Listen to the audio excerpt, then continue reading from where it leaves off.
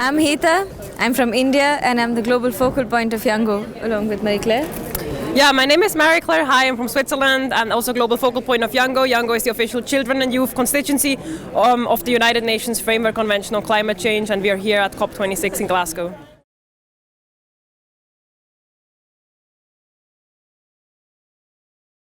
I think from the 2 days of the World Leaders Summit, we've definitely seen a lot of talk on finance. We've definitely seen a lot of people talking about nature-based solutions, talking about land use, talking about forestry. And I think what is important is really to see this put into action. We've been part of the processes, we've heard commitments in the past, and not all of them have been following through. So we really need to wait and see how these turn into action and how this is actually coming into actual finance and not just talks and talks on paper. Additionally, I think what makes me hopeful is that we really see the urgency from many countries here. We also see the inclusion of youth in their statements, so this is already brilliant to see. Yet, I mean, as Heeta mentioned, we need the action right now, not in 2030, not in 2050. All of these like far away commitments are not actionable, not tangible, and what we want to see is like all the actions until the end of the year. This is what counts.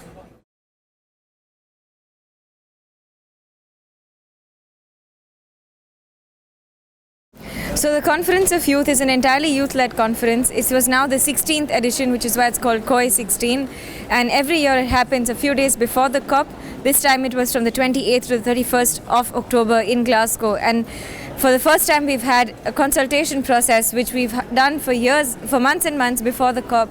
And we've brought together a global youth statement, brought together by voices of 40,000 young people from across the world, from 140 countries. So this has been weeks and weeks of volunteer work, put in effort to get youth voices, to channel them into get the process, and this is going to be fed into the COP process.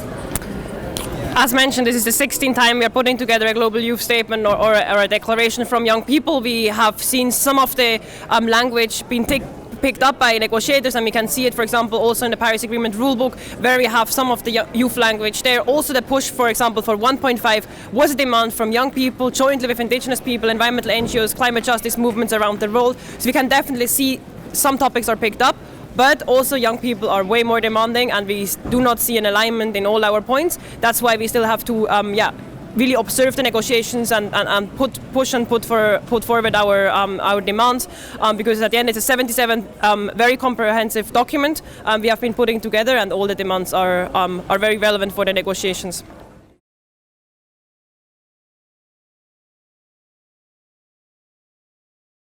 Very clear relationship between everything that's happening on the streets and what we're doing in here.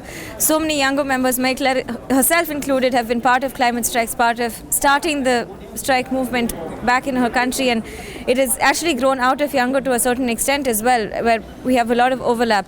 So I think the point to realize is, while it's important to speak on the ground, to mobilize, to get people, it's as equally important to be sure that you're part of the rooms and all of those voices outside are brought inside in some manner or the other, which is why we have these consultative processes, which is why we've been working for months and months ahead to organize conferences of youth that feed into the official UNFCCC process through the official constituency. That's the mechanism.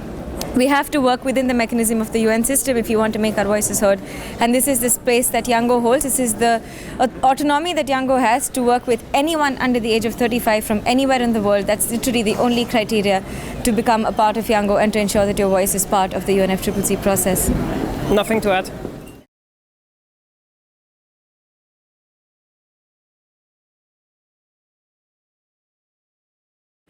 So it's very important to recognize that while Heeta is from India, myself is from Switzerland, we are representing global young people in the process, and we do not have this division.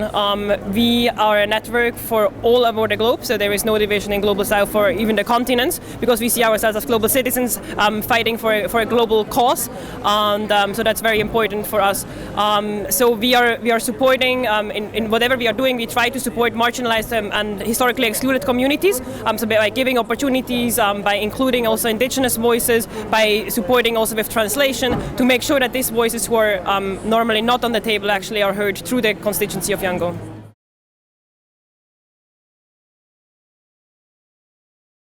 Well, I think for the first most important thing that we're looking at is to have a proper completed Paris Agreement work program, which was supposed to be completed in 2018. Parts of it is still remaining, and we're hoping for that to be completed at COP26. So this is the first most important thing, to focus on finance, to focus on Article 6, to focus on transfer, and to see how we can actually connect all of this and finish the negotiations, finish the work, or all the talk on how the Paris Agreement will be implemented, and then just move into the implementation stage.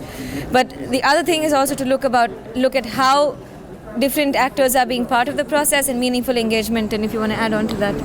Absolutely. That's why we put together the Global Youth Statement, to bring these voices from more than 40,000 people together. And the success for us looks like if this Global Youth Statement is picked up by the negotiator, picked up by the parties, and being implemented in the process, in the negotiations, but also really bold commitments are made right now, not in the far future, because for many of us it's going to be too late if you are making commitment for 2030, 2050, 2060. What we need is action right now, and every single party every single country around the globe needs to step up the game. None of the countries yet doing enough, but yet it's very crucial for communities on the front lines, communities, island states, that we are really taking the action right now. So we really hope to see bold actions also, for example, for loss and damage, a topic which has been historically excluded, seeing that this is also picked up, also supported by the finances needed for loss and damage. But yeah, at the end of the day, we hope that the Global Youth Statement is taken into consideration by the parties and negotiators, and that young people are meaningfully included in the process and sitting at the table when the decisions are taken. Yeah.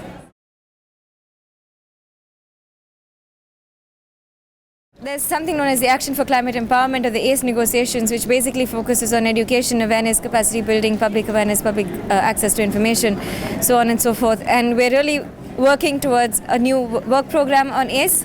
So we're in the implementation stage, seeing on a new work program on how this can actually get into action.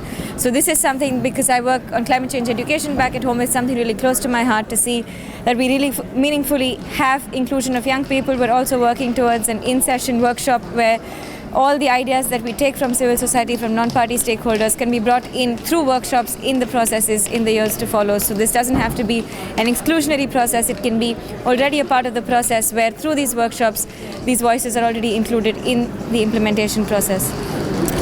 For me, a topic very close to my heart and very important to me, also coming from the countryside in Switzerland, and where a lot of farmers are, is about agriculture.